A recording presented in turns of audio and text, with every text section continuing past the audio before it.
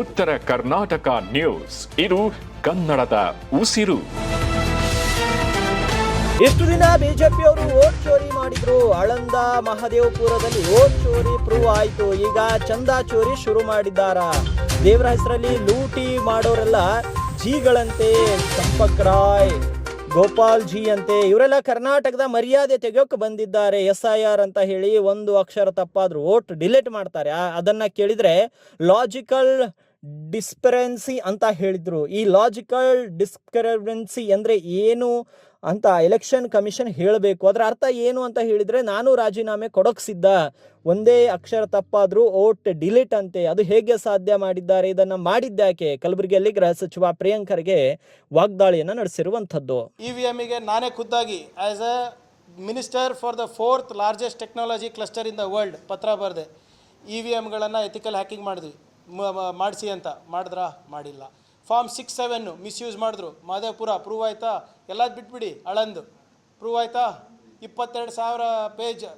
ಯಾರು A1 A2 BJP ಅವರ. ಅದಾದಮೇಲೆ ಸಾಹೇಬ್ರು ಹೇಳ್ದಂಗೆ ಈ ಚೀಫ್ ಎಲೆಕ್ಷನ್ ಕಮಿಷನರನ್ನು ಆಯ್ಕೆ ಮಾಡುವ ಪ್ರಕ್ರಿಯೆ ಬದಲಾವಣೆ ಮಾಡಿದ್ರ.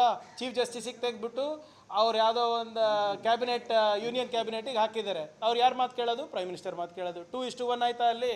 ಅದಾದಮೇಲೆ ಏನು ಮಾಡಿದ್ರು? ಜುಡಿಷಿಯಲ್ ಇಮ್ಯುನಿಟಿ ತಂದರು ಚೀಫ್ ಎಲೆಕ್ಷನ್ ಕಮಿಷನರಿಗೆ. ಏನಾದರೂ ಅವರು ಈ ಎಲೆಕ್ಷನ್ ಪ್ರಕ್ರಿಯೆ ಮಾಡಬೇಕಾದಾಗ ಅವ್ರು ಏನೇ ಮಾಡಿದ್ರೂ ಕೂಡ ಯಾವ ಕೋರ್ಟ್ನಲ್ಲೂ ಯಾರೂ ಪ್ರಶ್ನೆ ಮಾಡೋಂಗಿಲ್ಲ. Judicial immunity for a constitutional ಬಾಡಿಗೆ ಅನ್ಕಾನ್ಸ್ಟಿಟ್ಯೂಷನಲ್ ಪವರ್ಸ್ ಕೊಟ್ಟರು. ಅದಾದಮೇಲೆ ಏನು ಮಾಡಿದ್ರು? 70 ಜನ MP ಹೊರಗೆ ಹಾಕ್ಬಿಟ್ಟು ಈ ಬಿಲ್ಲನ್ನು ಪಾಸ್ ಮಾಡಿದ್ರು. ತಮ್ಗೆ ನೆನಪಿರ್ಬೋದು, ಅದು ಸಂವಿಧಾನಿಕವಾಗ.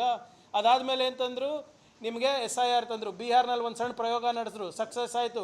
ಕೇರಳನಲ್ಲಿ ಎಚ್ಚೆತ್ಕೊಂಡ್ಬಿಟ್ಟು ನಾವು ಪರ್ಮನೆಂಟ್ ರೆಸಿಡೆನ್ಸಿ ಸರ್ಟಿಫಿಕೇಟು PDOಗಳ ಮುಖಾಂತರ ಕೊಡೋಕ್ಕೆ ಸ್ಟಾರ್ಟ್ ಮಾಡಿದಾಗ ಅದು ಕಮ್ಮಿ ಆಯಿತು. ಅಲ್ಲಿ ಕಲ್ತರು. ಮತ್ತೆ ತಮಿಳ್ನಾಡಿಗೆ ಹೋದರು, ಅಲ್ಲೇನೋ ಒಂದು ಪ್ರಯೋಗ ಮಾಡಿದ್ರು, ಸಕ್ಸಸ್ ಆಯಿತು. ಮತ್ತು ಈ 3 ರಾಜ್ಯದಲ್ಲಿ ಏನು ಲೋಪಗಳಿತ್ತು ಅದು ನ್ಯೂನತೆಗಳನ್ನು ಬೆಂಗಾಲ್ನಲ್ಲಿ ಸರಿಪಡಿಸಿದ್ರು. ಏನಂತ? Logical discrepancy. What is the definition of logical discrepancy? Chief election commissioner ಈಗಲೂ ನನಗೆ ಹೇಳ್ಬಿಡ್ಲಿ, ನಾನು ರಾಜೀನಾಮೆ ಕೊಡೋಕೆ ರೆಡಿ ಇದ್ದೀನಿ. There is no definition. ನಿಮ್ಮದು ಹೆಸರು ದತ್ತಾತ್ರೇಯ, ನೀವು ಸ್ಪೆಲ್ಲಿಂಗ್ ಏನಾದರೂ ಚೇಂಜ್ ಆದರೆ ನಿಮ್ದು ಹೋಯ್ತು. ಪ್ರಿಯಾಂಕ್ ನಂದು ಕ ಒತ್ತಕ್ಷರ, ಕನೇ ಬಂದುಬಿಟ್ರೆ ವಿತೌಟ್ ಒತ್ತಕ್ಷರ, ಇದು ಡಿಸ್ಕ್ರೆಪೆನ್ಸಿ ಇದೆ ಅಂದ್ಬಿಟ್ಟು ಟ್ರಿಬ್ಯುನಲಿಗೆ ಟ್ರಿಬ್ಯುನಲಿಗೆ ಕಳಿಸ್ತಾರೆ. ಟ್ರಿಬ್ಯುನಲ್ನಲ್ಲಿ ಒಂದೇ ಜಡ್ಜ್ ಇರೋದು. ಹೆಂಗಾಗ್ತದೆ? ಆಲ್ ದಿಸ್ ಈಸ್ ಕಾನ್ಸ್ಟಿಟ್ಯೂಷನಲ್ಲ. ಅದು ವೋಟ್ ಚೋರಿ ಆಯಿತಾ? ವೋಟ್ ಚೋರಿ ಅಲ್ವಾ ಇದು? ಮತ್ತು ಚಂದಾ ಚೋರಿನೂ ಕರೆಕ್ಟು. ಯಾರು ಮಾಡಿದ್ದು? ನಾವು ಮಾಡಿದ್ದಾ? ಅವರೇ ತಾನೇ. ಈಗ SITನೂ ರಚನೆ ಮಾಡಿದ ಅವ್ರ ಸರ್ಕಾರ, ಹೆಸರುಗಳು ಬರ್ತಾ ಇರೋದು ಅವ್ರ ಸರ್ಕಾರ. ಇದಕ್ಕೆ ಏನು ಸುಪ್ರೀಂ ಕೋರ್ಟ್ನಲ್ಲಿ ಇದ್ರ ವರ್ಡಿಕ್ಟ್ ಬಂದಾಗ ಮೋದಿಯವರಿಗೆ ಜಯವಾಗಲಿ ಅಂತ ಹೇಳಿದ್ದು ಅವರು. ಮೋದಿಯವರೇ ಏನು ಬಂದು ಅಡಿಗಲ್ಲಿ ಹಾಕಿದ್ರು, ಪ್ರಾಣ ಪ್ರತಿಷ್ಠಾಪನೆ ಮಾಡಿದ್ರು, ಧ್ವಜ ಹಾರಿಸಿದ್ರು, ಎಲ್ಲನೂ ಅವರೇ ಮಾಡಿದ್ದು.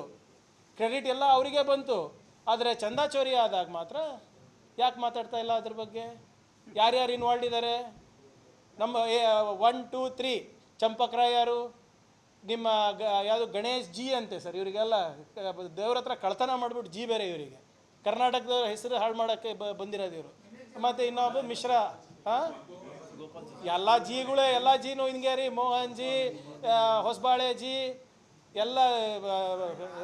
ಈಗ ಸಮಾಜದಲ್ಲಿ ವಿಷ ಬೀಜ ಬಿಟ್ಬಿಟ್ಟು ಜಿ ಬೇರೆ ಅನ್ಸ್ಕೊಳೋದು ಇವರು. ಬಿಟ್ಬಿಡಿ.